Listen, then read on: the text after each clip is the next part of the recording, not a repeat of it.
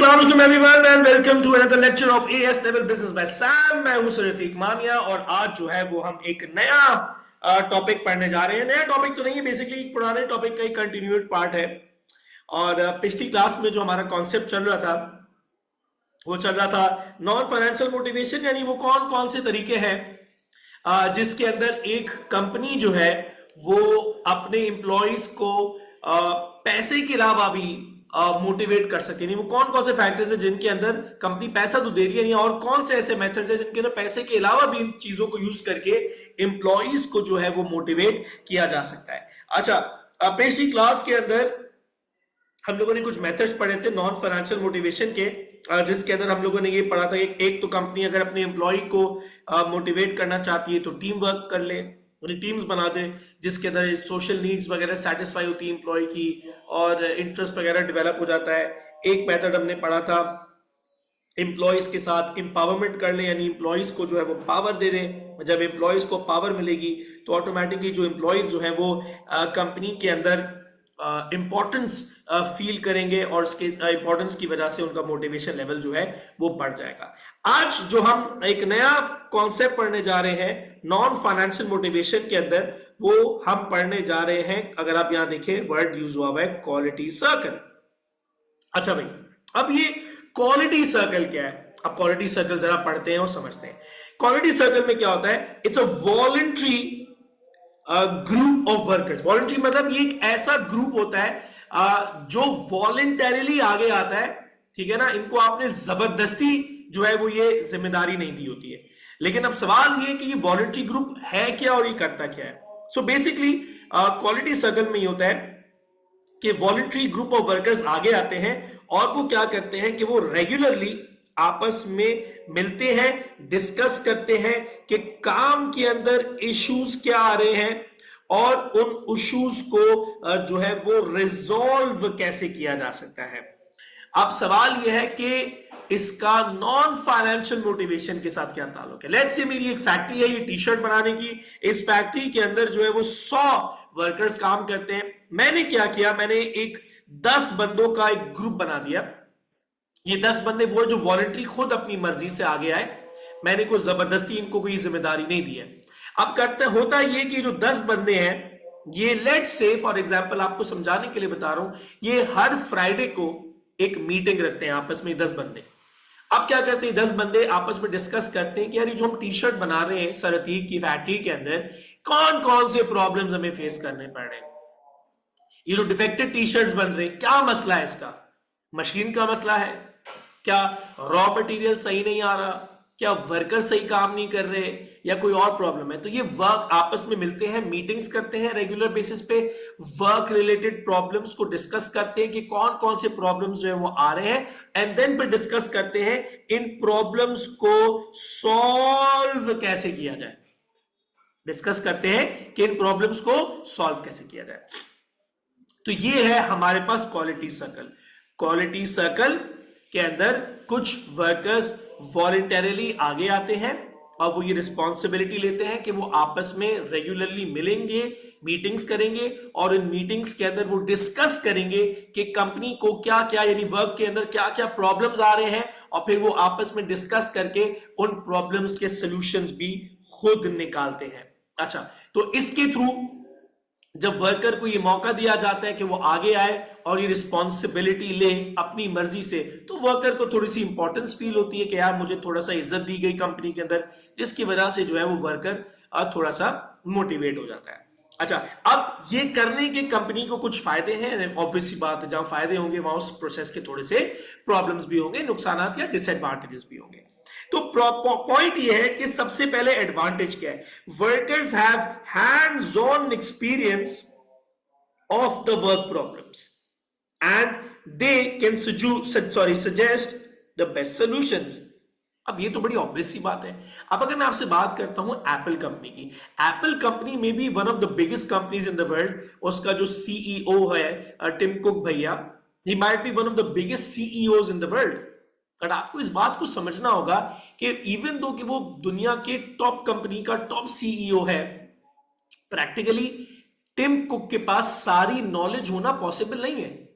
Tim cook को ये पता चल रहा होगा कि सेल्स बढ़ रही है या कम हो रही है, लेकिन एक्चुअल में सेल्स क्यों बढ़ रही है या एक्चुअल में सेल्स क्यों गिर रही है, इसकी नॉलेज टिम कुक से ज्यादा वर्कर्स को होगी। मेरी बात समझ रहे हैं? जब एक फोन बन रहा है, ठीक है ना, तो उसको बनाने वाला टिम कुक नहीं है, उसको बनाने वाला एक लेबर है जो मशीन के पास खड़े होकर मशीन के साथ फोन बना रहा है। तो उस फोन में एक्चुअल क्या ड्रॉबैक्स है क्वालिटी के, वो टिम कुक से ज्यादा वर्कर को पता है। और ये बात ऑब्वियस सी बात है कि जितनी फर्स्ट हैंड नॉलेज एक वर्कर को होती है, मैनेजरियल पोजीशन के लोगों के पास ना होती है ना हो सकती है। आप खुद सोचे ना यार, जो सीईओ, डायरेक्टर, मैनेजर, ये वो लोग होते हैं जिनके पास मैनेजरियल अथॉरिटी जरूर होती है, उनको ऊपर लेवल की चीजें पता होती है, कंपनी का मिशन, कंपनी का विजन, कंपनी का फोकस, कंपनी की स्ट्रेटजीज। लेकिन जो ग्राउंड लेवल की चीजें होती है ना, कस्टमर का फीडबैक, प्रोडक्ट की क्वालिटी, प्रोडक्ट की परफॉर्मेंस, सेल्समैन के इश्यूज, ये सारी एक्चुअल जो ग्राउंड इंफॉर्मेशन होती है वो वर्कर के पास होती है। और मेजरली आपको इन्हीं चीजों से प्रॉब्लम्स आ रही होती हैं। तो अगर आप क्वालिटी सर्कल करते हो तो आपने वर्कर्स को कोई अथॉरिटी देती कि तुम आपस में मिलो, तुम लोग डिसाइड करो कि प्रॉब्लम्स क्या आ रही हैं और तुम लोग डिसाइड करो इन प्रॉब्लम्स के सॉल्यूशंस क्या है। तो एक्चुअल प्रॉब्लम वर्कर को नजर आ रही होती है, और जब आप वर्कर को ही प्रॉब्लम आइडेंटिफाई करने की रिस्पॉन्सिबिलिटी देंगे और वर्कर को ही रिस्पॉन्सिबिलिटी देंगे कि वो प्रॉब्लम को आइडेंटिफाई करने के बाद सोल्यूशन भी आइडेंटिफाई करे, तो ये बहुत अच्छी बात है, क्योंकि वर्कर के पास हमेशा फर्स्ट हैंड एक्सपीरियंस यानी फर्स्ट हैंड नॉलेज होती है। अच्छा भाई, अब दूसरा benefit, the results of the quality circle meetings are then presented to the management. ठीक है, the most successful ideas are often adopted not just in that location but in the whole organization। अब अगर मैं आपको Apple वाली example को continue करता हूं, तो भाई एप्पल के लेट सपोज 50 लोकेशंस में ऑफिसेज हैं, ठीक है ना। अब पाकिस्तान वाली ऑफिस के लोगों ने बताया क्वालिटी सर्कल के थ्रू कि भाई हमारी जो सेल्स ड्रॉप हो रही है वो इसलिए ड्रॉप हो रही है क्योंकि हमारे जो एम्प्लॉइज हैं वो यूनिफॉर्म पहनते हैं, और जब हमारा क्या कहते हैं कस्टमर आता है तो वो यूनिफॉर्म वाले एम्प्लॉय के साथ कंफर्टेबल नहीं होता। तो ये सजेशन, ये सॉल्यूशन सेल्स टीम की तरफ से आया कि क्यों ना हम ये करें कि जिस कंट्री में हमारा ऑफिस है उस कंट्री के जो हमारे सेल्स के एम्प्लॉयज हैं उसको उसी कंट्री का कपड़े पहनाए जाए रादर देन कि उसको यूनिफॉर्म पहनाया जाए। तो अगर पाकिस्तान में तो उसको शलवार कुर्ता पहनाया जाए, अगर दुबई में तो उसका जो तोप या कंदूरा जो भी XYZ जो उनकी सारा ड्रेसिंग अटायर होता है वो पहनाया जाए, अगर यूएस में तो उसको जीन्स टी शर्ट पहनाया जाए, ताकि वो वहां के लोग जब उस सेल्समैन को लोकल ड्रेस में देखेंगे तो वो ज्यादा रिलेट कर पाएंगे, वो ज्यादा कंफर्टेबल हो पाएंगे सेल्स के लोगों के साथ, तो प्रोडक्ट बेचना थोड़ा सा आसान हो जाएगा।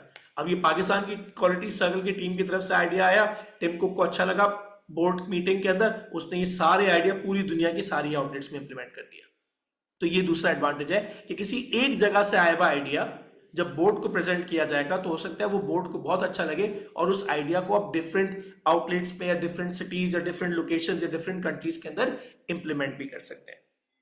अच्छा, moving on, quality circles are often effective method of allowing participation of employees. अच्छा, अब आपको याद होगा जब हमने जितनी भी थ्योरीज पढ़ी है मोटिवेशन की, हर्ट्जबर्ग की पढ़ी, एल्टन मेयो की पढ़ी, ठीक है ना, वहां पर हमने क्या पढ़ा कि एम्प्लॉई को जब बोलने की अथॉरिटी दी जाती है, ठीक है ना, तो ऑफन एम्प्लॉई कंपनी की तरफ मोटिवेट होता है, और जब आप उसको बोलने के साथ साथ रिस्पॉन्सिबिलिटी देंगे तो उसका वर्क क्या हो जाएगा, थोड़ा सा चैलेंजिंग हो जाएगा, जिसकी वजह से एम्प्लॉय का कंपनी के अंदर इंटरेस्ट बढ़ जाएगा। आप इमेजिन करो, आप एक दिन घर जाते हो, आपके घर पे आपके अम्मी अब्बू आपके घर वाले सब बैठे हुए टेबल पे डिस्कशन कर रहे हैं, आप बैठे, आपने बोलने की कोशिश की, आपके अम्मी अब्बू ने बोला बेटा बस, आपका मशवरा नहीं मांगा, आपको थोड़ा सा बुरा लगेगा, आप बोलोगे यार ये क्या बात हुई,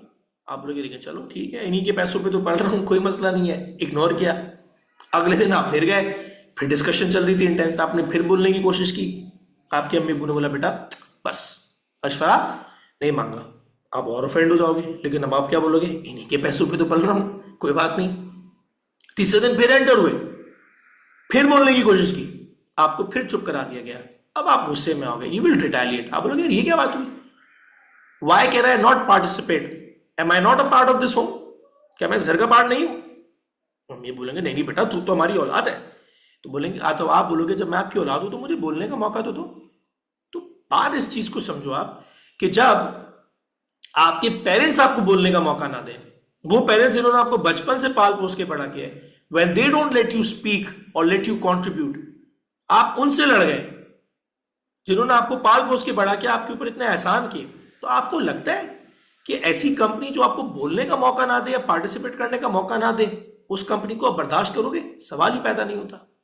तो यही एडवांटेज यहां पर दिखाया जा रहा है कि जब आप एम्प्लॉय को बोलने का मौका देंगे, पार्टिसिपेट करने का मौका देंगे, जब एम्प्लॉय को ये मौका देंगे कि वो अपने आइडियाज शेयर कर सकते हैं, ऑब्वियसली बात है प्रॉब्लम्स डिस्कस कर रहे हैं क्वालिटी सर्कल वाले, तो सॉल्यूशंस भी लेकर आ रहे हैं। तो जब एम्प्लॉय को ये अथॉरिटी मिलेगी कि वो अपने आइडियाज शेयर कर सकता है, ऑटोमेटिकली एम्प्लॉय का जो काम है वो थोड़ा सा चैलेंजिंग हो जाएगा, और जैसे ही चैलेंजिंग हो जाएगा और एम्प्लॉय को बोलने की पावर दी, उसको इंपॉर्टेंस दी गई, तो ऑटोमेटिकली उसका मोटिवेशन लेवल बहुत ज्यादा बढ़ जाएगा।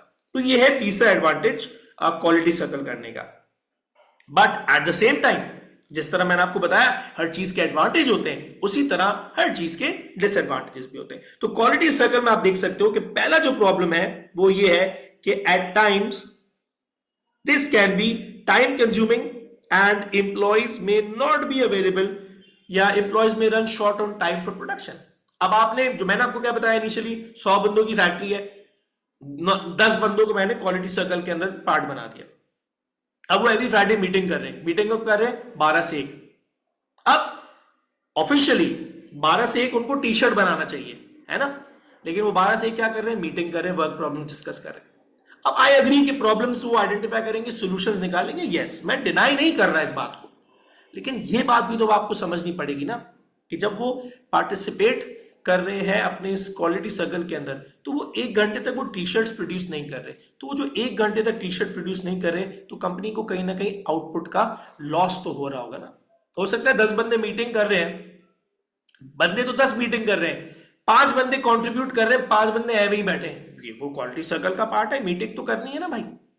तो 5 बंदे काम कर रहे हैं, पार्टिसिपेट कर रहे हैं, 5 बंदे ऐसे ही बैठे हुए सुन रहे हैं, तो काइंड ऑफ टाइम वेस्ट हो रहा है ना। कि वो मीटिंग ना कर रहे हो, काम कर ले तो टी शर्ट्स बन जाएंगे, लेकिन अगेन क्वालिटी सर्कल का पार्ट है तो उनको मीटिंग करनी तो जरूरी है। तो जिस टाइम पे वो मीटिंग कर रहे होंगे, कंपनी को कहीं ना कहीं थोड़ा सा आउटपुट का लॉस हो रहा होगा। अच्छा, उसके बाद एक प्रॉब्लम जो सबसे बड़ी आती है वो ये कि जब कंपनी ये आइडिया प्रेजेंट करेगी क्वालिटी सर्कल में एम्प्लॉयज को इन्वॉल्व होने का, तो हर एम्प्लॉय क्वालिटी सर्कल में इन्वॉल्व होना नहीं चाहेगा। बंदा बोलेगा पहली जिंदगी में टेंशन कम है, मैं अपनी बीवी से, बच्चों से, माँ बाप से, घर वालों से, पता नहीं किस किस से परेशान हूं, गवर्नमेंट से परेशान हूं, आर्मी से परेशान हूं, महंगाई से परेशान हूं, बेजार हूं पहली जिंदगी में, अब एक और सर के ऊपर फटीक ले लूं। तो not everyone would be interested in being part of quality circle. बोलना बोलेगा यार पहली जिंदगी में बहुत टेंशन है, नहीं चाहिए। क्यों? क्योंकि वॉलंटरी है, आप कंपनीज के लिए कोई एडिशनल आपको पे वे तो करनी नहीं। कंपनी ने बोला वॉलंटरी जो आगे आना चाहता है आगे आके इस चीज में पार्टिसिपेट कर ले, तो हर बंदा इस जिम्मेदारी लेने को तैयार नहीं होगा। अच्छा, quality circle may not have management power, ठीक है ना, टू रेकमेंड और to bring in the changes. अब ये बहुत बड़ा मसला है कि क्वालिटी सर्कल वाले सॉल्यूशन रेकमेंड कर सकते हैं, लेकिन उनके पास अल्टीमेट पावर नहीं है। अब जैसे मैंने आपको एप्पल की एग्जांपल दी कि भाई वहां की टीम ने बोला कि भाई हर कंट्री के अंदर क्या होना चाहिए कि जो जिस कंट्री के अंदर आउटलेट है उस कंट्री के कपड़े पहने। अब ये क्वालिटी सर्कल वाले सॉल्यूशन रेकमेंड कर सकते हैं, अल्टीमेट पावर तो टिम कुक के पास या सीनियर मैनेजमेंट के पास ही है ना, पावर के वो इस डिसीजन को या सॉल्यूशन को इंप्लीमेंट करे ना करे। हो सकता है वो एग्री कर जाए, बोले नहीं यार नहीं, मैं नहीं एग्री करता, मुझे लगता है कि भाई सारी दुनिया के अंदर एप्पल के सारे आउटलेट के अंदर सेम यूनिफॉर्म होना चाहिए, ताकि सबको नजर आए कि हम एक पेज पे और हम सब आपस में कनेक्टेड है, सारी ब्रांच वाले। तो ये आइडिया मुझे नहीं पसंद आ रहा, हो सकता है टिम कुक रिजेक्ट कर दे। अल्टीमेट पावर तो नहीं है क्वालिटी सर्कल वालों के पास। अब क्वालिटी सर्कल वालों का एक सोल्यूशन मना कर दिया, फिर थोड़े दिन बाद उन्होंने कुछ और सोल्यूशन दिया, वो मना कर दिया, तीसरे दिन बाद कोई और सोल्यूशन दिया, फिर मना कर दिया। अब अगर इतनी बार क्वालिटी सर्कल वालों का सोल्यूशन रिजेक्ट हो जाएगा तो ऑटोमेटिकली क्वालिटी सर्कल वाले जो डीमोटिवेट हो जाएंगे, बोलेंगे यार ये क्या बकवास यार, हम जब सोल्यूशन देते कंपनी जो है वो हमारे सोल्यूशन को जो है वो रिजेक्ट कर देती है। तो if you reject the solution of quality circle team again and again या मल्टीपल टाइम्स, तो ऑब्वियस सी बात है इस वजह से बहुत ज्यादा डीमोटिवेशन भी आ सकती है क्वालिटी सर्कल की बीच टीम मेंबर्स के अंदर। ओके जी, मूविंग ऑन। तो अब हमारे पास एक और मेथड है नॉन फाइनेंशियल मेथड के अंदर, जहां पर कंपनी अपने एम्प्लॉय को मोटिवेट करने के लिए एक और तरीका इस्तेमाल कर सकती है। और अब जो ये तरीका हमारे पास है ये बेसिकली है ट्रेनिंग एंड डेवलपमेंट। ये तरीका क्या है? Training and development. यहां पर कंपनी क्या करती है? यहां पर कंपनी अपने एम्प्लॉयज को मोटिवेट करने के लिए क्या करती है? ट्रेनिंग सिखाती है। इसके अंदर अब एम्प्लॉयज को जो है वो ट्रेन करके नई नई स्किल्स सिखाई जाती है, ठीक है। और इन स्किल्स के अंदर क्या होता है? इन स्किल्स के अंदर कंपनी मेक श्योर करती है कि एम्प्लॉय कुछ ना कुछ सीखे। देखो आपको अगर याद हो, हमने शुरू के चैप्टर्स में एक कॉन्सेप्ट पढ़ा था स्पेशलाइजेशन। मतलब एक एम्प्लॉय एक ही काम बार बार करता है तो वो स्किल का परफेक्ट हो जाता है। जैसे कि आपने देखा होगा गली मोहल्लों में जो चाय वाले होते हैं, सुबह से लेकर रात तक बेचारा चाय वाला चाय बना रहा है। अब वो चाय बना के क्या हो गया? चाय बनाने का एक्सपर्ट हो गया। अब उसके पास एक ही स्किल है। अब क्या होता है? वो बोर भी हो जाता है। और एक नुकसान ये भी है कि कल को अगर लोगों ने चाय पीना छोड़ दी तो बेचारा क्या करेगा? उसको तो कोई और काम आता नहीं है। फैक्ट्रीज में या बड़े बड़े बिजनेस में क्या होता है? कंपनी को रियलाइज होता है कि यार ये एम्प्लॉय को अगर हम निकाल दें तो हमें नुकसान होगा, क्योंकि ईमानदार एम्प्लॉय है, वफादार एम्प्लॉय है, हार्ड वर्किंग एम्प्लॉय है। तो बहुत सारी कंपनी क्या करती है? एम्प्लॉय को निकालने के बजाय एम्प्लॉय को ट्रेनिंग देती है, उनको नई स्किल सिखाती है। फॉर एग्जांपल मेरी टी शर्ट बनाने की फैक्ट्री थी। अब मैंने बोला यार मैंने जो है वो जीन्स बनानी है, अब क्या करूं? टी शर्ट बनाने वाले एम्प्लॉयज निकाल दूं? अब जो बेकार एम्प्लॉय होगी उनको तो मैं निकाल दूंगा कि यार ये फारिग है तो वैसे भी टी शर्ट नहीं बनाते थे। अब मैं जीन्स बना रहा हूं, तो जो मेरे टी शर्ट बनाने वाले अच्छे एम्प्लॉयज थे, जो उनको मुझे लगता है कि मेहनत करने वाले हैं, ये लर्न कर लेंगे, मैं क्या करूंगा? उनको ट्रेनिंग दूंगा, उनको जीन्स बनाने की स्किल सिखाऊंगा, ठीक है। तो अक्सर ऐसा होता है कंपनी प्रोडक्ट चेंज करती है, पर अक्सर ऐसा होता है कंपनी जो है वो पहले किसी और मशीन पे टी शर्ट बना रही थी, अब किसी और किसी और मशीन पे टी शर्ट बना रही है। तो कंपनी अपने एम्प्लॉयज को ट्रेनिंग देती है, उनकी स्किल्स को अपग्रेड करती है। ये होता है ट्रेनिंग। हमेशा पाकिस्तानी माइंडसेट क्या है? एम्प्लॉय परफॉर्म नहीं कर रहा, निकाल दो। भाई आप आइडेंटिफाई तो करो ना, एम्प्लॉय क्यों परफॉर्म नहीं कर पा रहा। हो सकता है एम्प्लॉय मेहनत करने वाला हो, उसके अंदर टेंडेंसी टू लर्न हो, लेकिन अब आपको क्या करना पड़ेगा? आपको उसको सिखाना पड़ेगा। ये पाकिस्तानी कैप्टन मोहम्मद रिजवान की तरह ये ना हो ना कि हमेशा अजीब सा एक वो बात उसकी आ जाती है, या तो जो है वो हम सीखेंगे या तो जो है वो हम जीतेंगे। It's going to be a victory और it's either going to be a learn statement. तो प्रॉब्लम ये कि कंपनी अपने एम्प्लॉयज को अक्सर मोटिवेट करने के लिए ट्रेनिंग प्रोग्राम्स में भेजती है, ताकि एम्प्लॉय जो है वो नई स्किल सीख के आए। जब एम्प्लॉय नई स्किल सीख के आएगा तो ऑटोमेटिकली एम्प्लॉय इंपॉर्टेंट फील करेगा।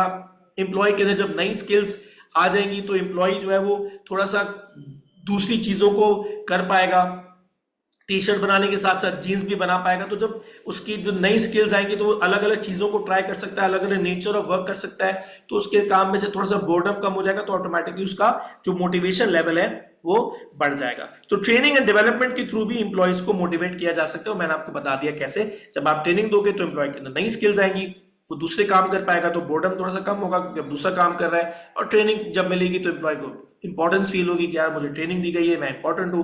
तो उस वजह से भी एम्प्लॉय की जो है वो मोटिवेशन लेवल बढ़ जाता है। अच्छा, अब सीन ये है कि ट्रेनिंग अगर कंपनी दे रही है एम्प्लॉय को तो उसके क्या फायदे और क्या नुकसान है। तो आप देखें, बेनिफिट तो सबसे बड़ा ये कि जब कंपनी एम्प्लॉय को ट्रेनिंग देती है तो ऑब्वियस सी बात है एम्प्लॉय को नई स्किल सिखाई जाती है। तो इसीलिए यहां वर्ड यूज हुआ है widening the skills of the employee, ठीक है। जब एम्प्लॉय को नई नई स्किल्स सिखाई जाएगी, एम्प्लॉय की स्किल्स का जो होराइजन है वो जब वाइडन हो जाएगा तो एम्प्लॉय की प्रोडक्टिविटी भी बढ़ेगी, यानी वो पहले से ज्यादा काम कर पाएगा और वो पहले से फ्लेक्सिबल भी हो पाएगा। और अगर कंपनी को कोई चेंज लाना है तो वो चेंज भी ले आ सकते हैं। जैसे मैंने आपको ये बताया कि मेरी टी शर्ट बनाने की फैक्ट्री थी, अब मैं जीन्स बना रहा हूं, तो मेरे जो अच्छे एम्प्लॉइज थे उनको मैंने बोला यार निकालने से अच्छा उनको ट्रेनिंग दे दो, तो अब वो टी शर्ट भी बना सकते हैं, वो जीन्स भी बना सकते हैं। मैंने उनको जीन्स बनाने के लिए भी ट्रेन कर दिया। अब मेरा एम्प्लॉय फ्लेक्सिबल हो गया। कल को अगर मेरा दिल करता नहीं यार वापस से मैं टी शर्ट बनाऊं, तो वो एम्प्लॉय वापस से मेरे लिए टी शर्ट भी बना सकेगा। एम्प्लॉय के अंदर फ्लेक्सिबिलिटी आ गई। अब मेरी कंपनी में कभी भी कोई चेंज आएगा ना, वो एम्प्लॉय चेंज को भी अडॉप्ट आसानी से कर पाएगा। वो डरेगा नहीं कि यार मुझे अब टी शर्ट बनाने नहीं आता, उसको तो पहले ही टी शर्ट बनाने आते थे, अब मैं जीन्स बनाऊंगा, बोलेगा कोई मसला नहीं, मुझे तो जीन्स बनाने भी आती है। इंप्लॉय के अंदर फ्लेक्सिबिलिटी आ गई, मैं according to my requirement employee से जीन्स भी बनवा सकता हूं और इंप्लॉय से टी शर्ट भी बनवा सकता हूं। ठीक है ना। अच्छा, उसके बाद training and development increases the status of workers and give them access to more challenging work and better pay। Obvious सी बात है, जब आप एम्प्लॉय को ट्रेनिंग दोगे तो एम्प्लॉय नई नई स्किल सीखेगा, तो एम्प्लॉय जब नई नई स्किल सीखेगा तो उसका मोरल अप होगा, उसका स्टेटस अप होगा। एंड ऑब्वियस सी बात है, जब वो नई नई स्किल सीख के आएगा तो ऑटोमेटिकली उसको फिर कंपनी के अंदर पे भी बेहतर मिलेगी। ऑब्वियस सी बात है ना, जब आपने अपने एम्प्लॉय को ट्रेनिंग दी और एम्प्लॉय ने नई स्किल सीख ली तो एम्प्लॉय की वर्थ बढ़ गई, जब एम्प्लॉय की वर्थ बढ़ गई तो ऑटोमेटिकली उसकी पे भी बढ़ेगी। अगर मेरा एम्प्लॉय टी शर्ट बनाने के साथ साथ जीन्स बनाना भी चाहता है तो ऑटोमेटिकली एम्प्लॉय की वर्थ बढ़ गई। वो किसी भी फैक्ट्री में अगर जाएगा तो वो उस फैक्ट्री में ये बोलेगा कि भाई मुझे तो जीन्स बनाना भी आती है, मुझे टी शर्ट बनाना भी आता है, मैं आपके लिए जीन्स भी बना दूंगा, मैं आपके लिए टी शर्ट भी बना दूंगा, जो चाहिए होगा मैं बना दूंगा। ऑटोमेटिकली उसकी पे बढ़ जाएगी। आप इमेजिन करो, अगर आप अपने लिए रेस्टोरेंट खोल रहे हो and you looking forward for a chef. अब एक शेफ आपके पास आता है, कहता है मुझे सिर्फ अंडा पराठा बनाना आता है और ऑमलेट बनाना आता है। आप बोलो भाई क्या हो गया, मैं तुम्हें क्या सर पे मारूं, तुमको तो नाश्ते के अलावा कुछ भी नहीं आता। लेकिन अगर एम्प्लॉय शेफ आता है आपके पास, कहता है sir I can make continental food is well, I can make देसी फूड इज वेल, मैं आपके लिए स्टेक्स भी बना दूंगा, मैं आपके लिए चाइनीज भी बना दूंगा और सुबह के टाइम में आपके लिए ऑमलेट्स भी बना दूंगा। आप बोलोगे बेहतरीन। अब जो सिर्फ नाश्ता बनाने वाला शेफ है वो आपसे 20,000 लेगा और वो शेफ जिसको सब बनाना आता है वो आपसे 80,000 रुपए लेगा। तो ऑटोमेटिकली एम्प्लॉय को जब नई स्किल्स आएंगी तो एम्प्लॉय की वर्थ बढ़ेगी, उसको पैसा ज्यादा मिलेगा, तो उसके वर्क भी चैलेंजिंग हो जाएगा कि कंपनी उससे अलग अलग स्किल्स यूटिलाइज करवाएगी, चैलेंजिंग वर्क हो जाएगा, साथ में उसको पैसे भी ज्यादा मिलेंगे। तो ये भी एम्प्लॉय को बेनिफिट है। अच्छा, उसके बाद अगर आपको याद हो हमने मैस्लो की थ्योरी पढ़ी थी। मैस्लो की थ्योरी में हमने क्या पढ़ा था, कॉन्सेप्ट सेल्फ एक्चुअलाइजेशन का। सेल्फ एक्चुअलाइजेशन एक ऐसा लेवल होता है जहां पर एम्प्लॉय कहता है कि मेरी सारी पोटेंशियल को कंपनी ने यूज किया। सेल्फ एक्चुअलाइजेशन एक ऐसा पॉइंट होता है जहां पर आप एम्प्लॉय की तमाम स्किल्स को हाईएस्ट लेवल पर यूज करो। अब अगर मैं पाकिस्तान कराची में specific, this a very famous restaurant called Xanders. अब जैंडर्स की अगर मैं आपसे बात करता हूं तो जैंडर्स सुबह खुलता है 8 बजे और रात को बंद होता है 12 बजे। अब जैंडर्स जो अपने पास शेफ रखा है ना, मतलब उसके पास तो मल्टीपल शेफ की टीम है। उसका शेफ सुबह नाश्ता भी बनाता है, ऑमलेट शॉमलेट, दोपहर में सैंडविचेस भी बना देता है और रात को 7-8 बजे तक जाते जाते स्टेक भी बना देता है। अब देखो ये सीन, अब उसका जो शेफ है उसको मल्टीपल चीजें बनाना आती है। अब अगर जैंडर्स अपने शेफ से उसकी जितनी स्किल्स उसके शेफ के अंदर है, उसको जो जो चीजें बनाना आती हैं, उससे अगर सारी चीजें बनवाता है ना अलग अलग टाइम पे अलग अलग लेवल पे, तो आप अपने एम्प्लॉय की तमाम स्किल्स को यूटिलाइज कर रहे हो। ये है self actualisation, where you try and utilise your employee to the best point and the employee agrees to give in their best to point with the employee says कि हाँ यार मेरी स्किल्स को बेहतरीन तरीके से इस कंपनी ने यूटिलाइज किया। अब अगर जैंडर्स का शेफ अगर आप उसको अपने रेस्टोरेंट में बुलाओ ना और आप उसको बोलो कि यार बस तुमसे मैं सिर्फ दोपहर का खाना बनवाऊंगा, सुबह और रात का नहीं, तो वो एम्प्लॉय कभी भी सेल्फ एक्चुअलाइजेशन पे नहीं आएगा। बोलेगा मेरी नाश्ता बनाने की भी तो स्किल है, ये रेस्टोरेंट वाला मुझसे बनवा ही नहीं रहा। ऑटोमेटिकली उसका मोटिवेशन लेवल कम हो जाएगा। ठीक है, वर्कलोड कम होगा, लेकिन एट सर्टेन पॉइंट वो एम्प्लॉय भी फ्रस्ट्रेटेड फील करेगा कि यार ये मेरी स्किल तो जाया हो रही ना, यूटिलाइज ही नहीं हो रही। कर लो मुझसे नाश्ता भी बनवा लो, थोड़े से ज्यादा पैसे दे दो, मेरी स्किल तो यूटिलाइज हो। ठीक है ना। तो ये फायदा है कि अगर आप जो है वो ट्रेनिंग वगैरह देते हो तो एम्प्लॉय को नई नई स्किल्स सिखा, तो फिर नई नई स्किल्स को आप यूटिलाइज करते हो तो एम्प्लॉय के सेल्फ एक्चुअलाइजेशन पर पहुंचने के जो चांसेस है वो बहुत ज्यादा बढ़ जाते हैं। और उसके बाद भी ऑफन जब आप कंपनी के एम्प्लॉयज को ट्रेनिंग एंड डेवलपमेंट देते हैं तो आप उनको ऑब्वियस सी बात है इंसेंटिव्स देते हैं। ठीक है ना। Training and development are often important incentive for employees to stay with in the business and they feel that they are being fully recognised. ठीक है ना। तो बहुत सारी कंपनी क्या करती है, अपने पुराने एम्प्लॉयज को ट्रेनिंग देती है, उनको ये एहसास दिलाती है ट्रेनिंग के थ्रू कि तुम हमारी कंपनी का एक बहुत इंटीग्रेटेड और इंपॉर्टेंट पार्ट हो, and then we are giving you training so that you learn different things so that you can also grow with us. जब आप पुराने एम्प्लॉय को ट्रेनिंग देते हो तो एम्प्लॉय के दिमाग में एक चीज बड़ी इम्बेड हो जाती है कि यार ये कंपनी मुझे ट्रेन कर रही है। क्यों? क्योंकि कंपनी को लगता है मैं इंपॉर्टेंट हूं और कंपनी मुझे ट्रेन इसलिए कर रही है ताकि कंपनी मुझे प्रमोट करना चाहती है। एम्प्लॉय को लगता है कि कंपनी मेरी मेहनत को रिकग्नाइज कर रही है, तभी तो मुझे ट्रेनिंग दे रही है, ये मेरी मेहनत को अप्रिशिएट कर रही है। तो इस तरीके से भी जो है वो एम्प्लॉय के अंदर मोटिवेशन आती है through training. But then again, अब जिस तरह हर चीज के हम जैसे पहले भी पढ़ चुके हैं एडवांटेजेस है, उसी तरह ट्रेनिंग एंड डेवलपमेंट के कुछ डिसएडवांटेजेस भी हैं। अच्छा, ट्रेनिंग ऑब्वियसली बात है, जब आप एम्प्लॉयज को नई नई स्किल सिखा रहे हो, नए नए काम करने के तरीके सिखा रहे हो, तो एम्प्लॉयज को फायदा तो है, लेकिन कंपनी को नुकसान ये भाई कि ये एक एक्सपेंसिव प्रोसेस है। आपको याद होगा हमने जब एचआर का चैप्टर पढ़ा तो वहां पर हमने पढ़ा था on job end of job training, ठीक है ना। कंपनी अपने एम्प्लॉयज को काम करना सिखाती है कंपनी के अंदर ही, और कंपनी अपने एम्प्लॉयज को ट्रेन करती है कहीं दूर भेजकर। चाहे आप ऑन जॉब करो या ऑफ जॉब करो, ट्रेनिंग का जो भी मेथड यूज करो, ट्रेनर अगर आ रहा है या आपकी अपनी कंपनी का ट्रेनर है, वो अगर एम्प्लॉय को ट्रेन कर रहा है तो कॉस्ट तो लग रही है ना। तो training is rather than compare to other methods, it's a costly process. अच्छा, उसके साथ साथ जब तक आप एम्प्लॉय को ट्रेन कर रहे हो तो एम्प्लॉयज में stay away from their work. अच्छा, ये बहुत बड़ा प्रॉब्लम है। अब आप एम्प्लॉय को ट्रेन करो, नई नई स्किल सिखा रहे हो, तो अब 1 दिन 2 दिन 5 दिन 10 दिन 20 दिन का प्रोसेस। अब 20 दिन तक अगर एम्प्लॉय ट्रेन हो रहा है तो 20 दिन तक तो वो काम थोड़ा सा कर रहा है या कर ही नहीं रहा, कंपनी को तो लॉस हो रहा है ना। तो ट्रेन करने की कॉस्ट अलग। अब मैं टी शर्ट बनाने की फैक्ट्री थी, मैं अपने अच्छे वाले एम्प्लॉयज को जीन्स बनाने की ट्रेनिंग दे रहा हूं और मुझे 20 दिन तक ट्रेनिंग देनी है एम्प्लॉयज को। अब 20 दिन तक हो सकता है वो कम काम कर रहे हो या शायद काम ही ना कर रहे हो। एक तो ट्रेन करने के पैसे अलग लग रहे हैं जेब से, और जो काम नहीं कर रहे सैलरी तो उनको दे रहा हूं, वो अलग पैसे लग रहे हैं मेरी जेब से। तो ये भी एक बहुत बड़ा प्रॉब्लम होता है कि जब एक कंपनी एम्प्लॉयज को ट्रेन कर रही होती है, तो जब तक एम्प्लॉय ट्रेन हो रहा होता है तो काम जरूर डिस्टर्ब हो रहा होता है। अच्छा, अब ये भी बहुत बड़ा मसला है। आपने एम्प्लॉय को जबरदस्त तरीके से ट्रेन किया, एम्प्लॉय ने बोला ओ मैंने तो जबरदस्त स्किल सीख ली, तू कौन मैं कौन, छोड़ गया बिजनेस। ये भी होता है। तो जो बड़ी बड़ी कंपनीज है वो पता है क्या समझदारी करती हैं, जब भी वो अपने एम्प्लॉय को ट्रेन करती हैं वो एक नॉन डिस्क्लोजर एग्रीमेंट साइन कर लेती है, ठीक है ना, अपने एम्प्लॉय के साथ कि हम तुम्हें ट्रेन कर रहे हैं, अब देयरफॉर 1 साल तक तुम हमारी कंपनी नहीं छोड़ सकते। तो एम्प्लॉय बोलेगा यार ये क्या बात हुई। कंपनी बोलेगी बेटा आपकी ट्रेनिंग पे 10 लाख रुपए खर्च हो रहे हैं फॉर एग्जाम्पल, अब आप ट्रेनिंग लेने के बाद छोड़ दो 10 दिन बाद, तो हमारे तो 10 लाख डूब गए ना। तो एम्प्लॉय बोलेगा यार ये क्या बात हुई, मैं तो कंपनी छोड़ दूंगा। तो कंपनी बोलेगी अच्छा वो तुमने अभी से बता दिया, तुम अगर 10 दिन बाद या 20 दिन बाद जाने वाले हो, एक काम करो अभी चले जाओ। तो एम्प्लॉय बोलेगा मैं तो समझा था आप मुझे ट्रेन इसलिए कर रहे हैं कि मेरे अंदर नई स्किल्स आए। तो कंपनी बोलेगी हाँ बेटा नई स्किल्स आए इसीलिए ट्रेन कर रहे हैं, लेकिन इसका मतलब ये थोड़ी कि हम आपको ट्रेन करके नई स्किल्स इसलिए दे रहे हैं ताकि वो नई स्किल्स आप किसी और बिजनेस पे जाके लगाएं। अब हम इसलिए ट्रेन करें कि आप नई स्किल्स सीखें और वो नई स्किल्स आप हमारी बिजनेस में यूज करें। मेरी बात समझ आ रही है? It's all business out there. Business अगर किसी इंप्लॉय को ट्रेन कर रहा है तो डेफिनेट सी बात है पैसा लगा रहा है।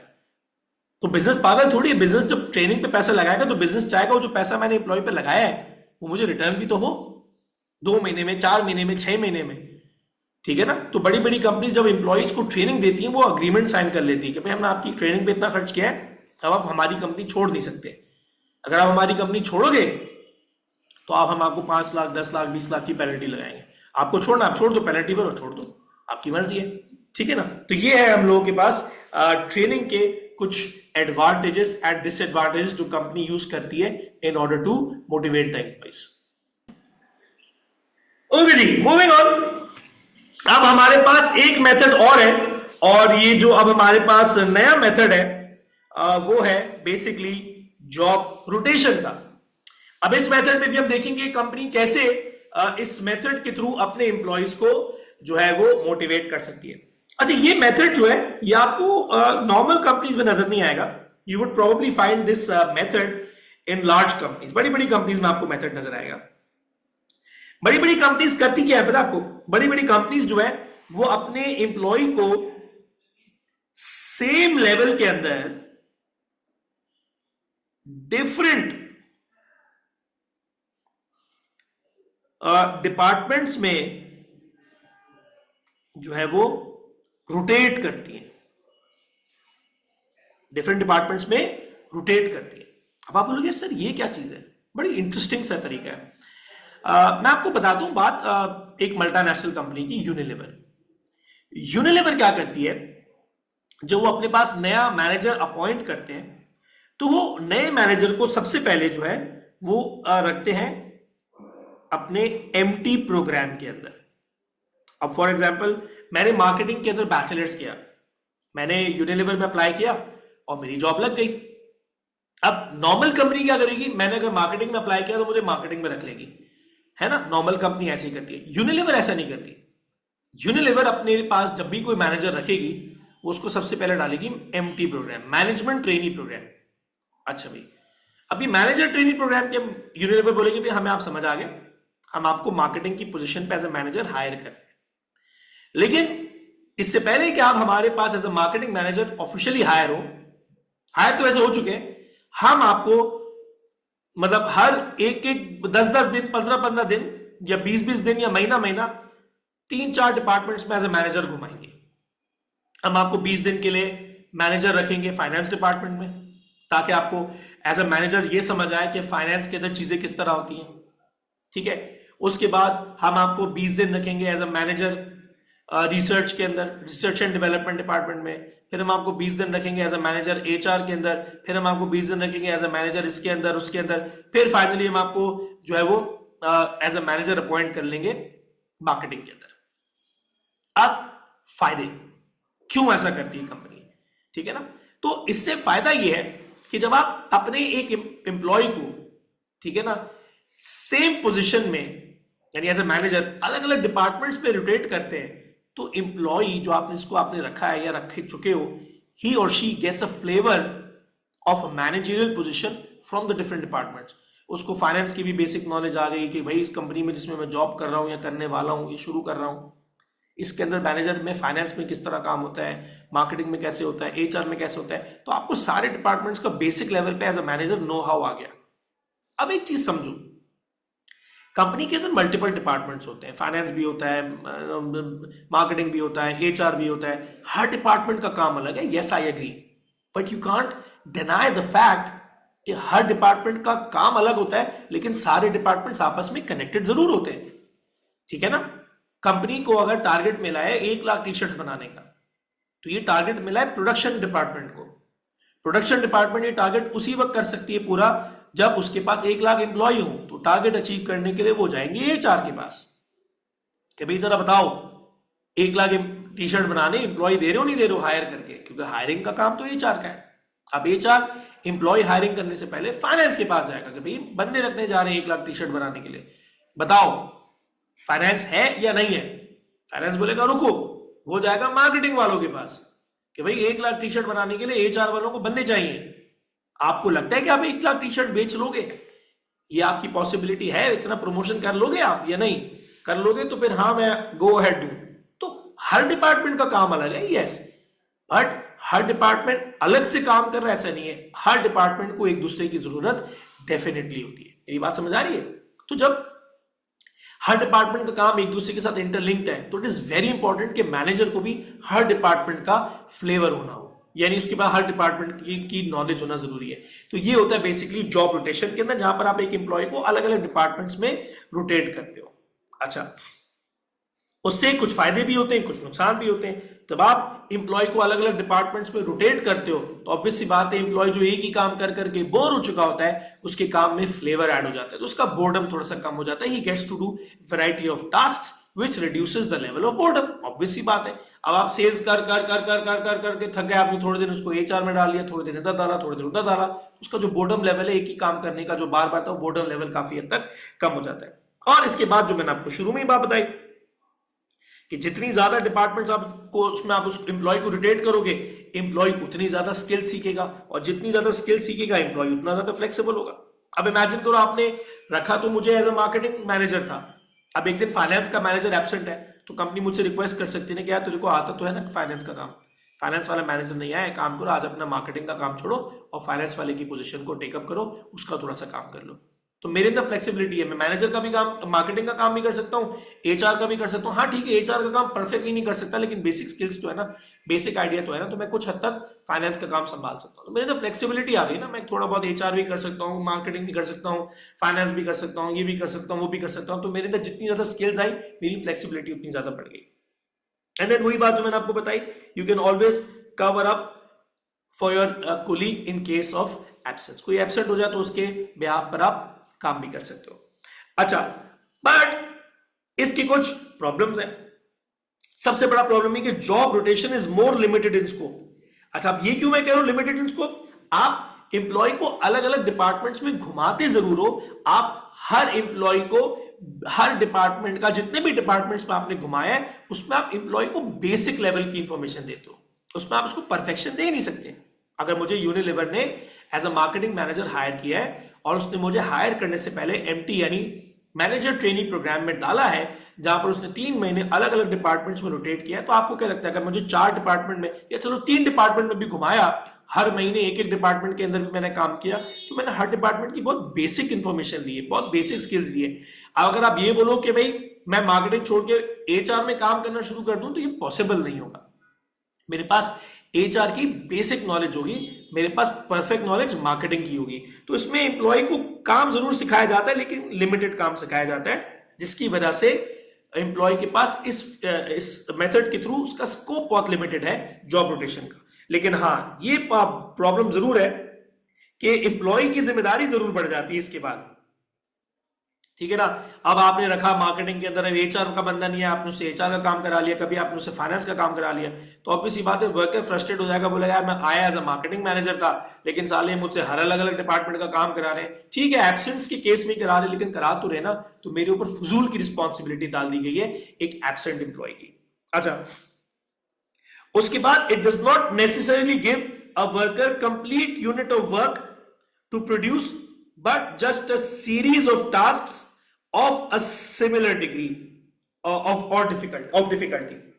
अब इसका मतलब यह है कि जब आप जॉब रोटेशन करते हैं, अलग अलग डिपार्टमेंट्स में आप एम्प्लॉय को घुमाते हैं, तो आप एम्प्लॉय को किसी भी काम की पूरी रिस्पॉन्सिबिलिटी नहीं देते, आप उससे अलग अलग लेवल्स के, अलग अलग डिपार्टमेंट्स के अलग अलग काम करवा रहे होते हैं, ठीक है ना, जिससे एम्प्लॉय के ऊपर आप कंप्लीट रिस्पॉन्सिबिलिटी तो नहीं डाल रहे ना। जब आपने एम्प्लॉय को हायर कर लिया, ठीक है ना, और आपने उसको फाइनेंस वगैरह के अलग अलग डिपार्टमेंट्स में घुमाया, तो आपने अगर उससे फाइनेंस के कुछ काम करवा भी लिए, तो आप उसके फाइनेंस के आप उससे बहुत बेसिक लेवल पर काम करवाओगे, आप उससे फाइनेंस का कोई बड़े लेवल का काम करवाओगे ही नहीं, क्योंकि आपको भी डर होगा कि यार ये फाइनेंस का बंदा तो है नहीं, कल कोई गलती कर जाएगा तो कंपनी फंस जाएगी।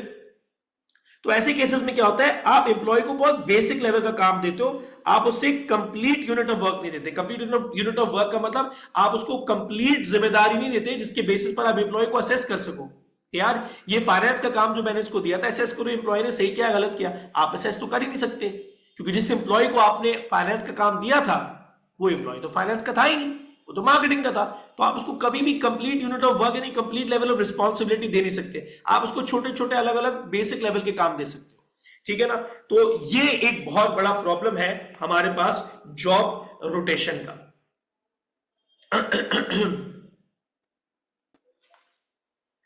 अच्छा जी, अब इसके साथ साथ हमारे पास एक और मेथड है नॉन फाइनेंशियल मोटिवेशन का, विच इज जॉब इनलार्जमेंट। अच्छा, वैसे तो हमारे पास जॉब एनरिचमेंट भी है, but as I said earlier on, जब मैं आपको थ्योरीज करा रहा था हर्ट्जबर्ग और वगैरह की, तो हर्ट्जबर्ग की थ्योरी के अंदर मैंने आपको जॉब एनरिचमेंट का पूरा कॉन्सेप्ट डिटेल में पढ़ा दिया है, और मैंने आपको उस वक्त बताया भी था कि जब हम नॉन फाइनेंशियल मेथड्स पाएंगे तो मैं आपको वापस से जॉब एनरिचमेंट नहीं कराऊंगा। तो जिन लोगों ने मेरे साथ ये क्लास नहीं ली है, तो वो आप जरूर मोटिवेशनल थ्योरी की वीडियो देखें, और उसके अंदर आपको जो है, जब हर्ट्जबर्ग की जो पूरी थ्योरी है, उसके एंड में आपको बता दिया जाएगा कि जॉब एनरिचमेंट बेसिकली क्या है।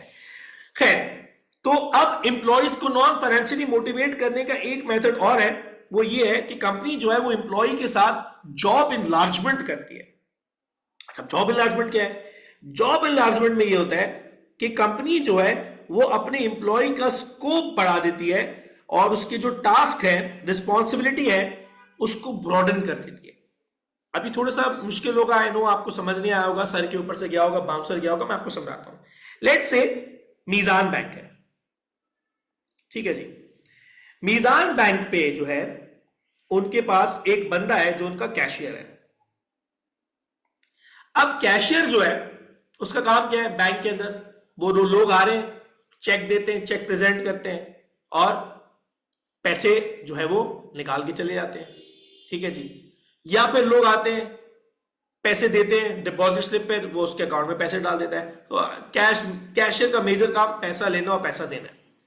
अच्छा, अब मीजान बैंक ने देखा कि यार ये हमारा जो कैशियर है वो है तो बड़ा अच्छा, बड़ी मेहनत करता है, लेकिन ये कैशियर का काम कर कर कर कर कर करके बोर हो चुका है, रेपिटेटिव वर्क है ना, एक ही चीज बार बार बार बार बार बार करे जा रहा है। तो वो थोड़ी सी इसकी रिस्पॉन्सिबिलिटी जो है